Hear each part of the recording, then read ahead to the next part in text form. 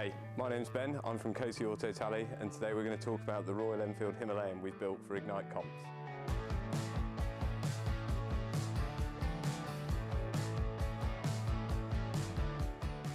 So on the front end here, we've got the 19-inch wheel, which is down from the 21-inch. The tyre itself is wider in section, so we've moved away from the 90/90 section to a 110/80, mainly going wider to make sure that we get rid of the twitchiness by going smaller and lower on the front end. Moving up the front end, we've removed all the original fenders which wrap around the 21-inch wheel and the upper plastic fender and replaced it with a steel fender which is brushed, then removing all of the upper framework and the bars that normally hold the binnacle and the headlight quite far out to this cage which houses both the LED JW speaker headlight and the motor gadget pin indicators.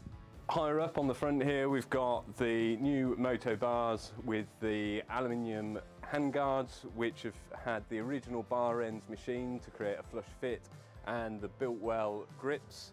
Taking the ignition barrel out of its normal housing, which is up here on the top yoke, and machining the top yoke down to remove that original mounting point. Looking now at the tank, originally this was a grey bike with a load of decals all over the bodywork.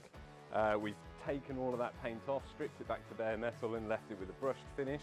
It's not a perfect finish, we've gone for the look of leaving a little bit of patina in there. Wrapping the new header pipe, which is a decap pipe in black exhaust wrap.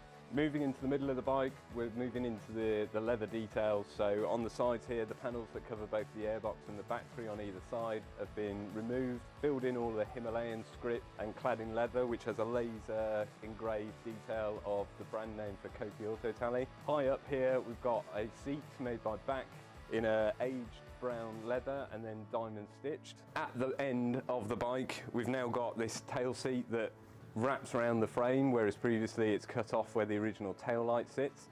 The upper plastic large fender, which normally houses a large tail light and a large set of indicators, has been replaced with a brushed steel fender, a LED rear light and the motor gadget pin indicators.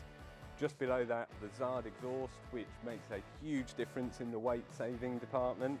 And then finally at the back, at the bottom there, moving into a much wider section on the tyre. So going from a 120 section on the standard Himalayan to the 140. I've had great fun building this bike, getting into the detail of it with you guys. It's been a pleasure to build it for Ignite Comps, and it's available for you guys to win on ignitecomps.co.uk.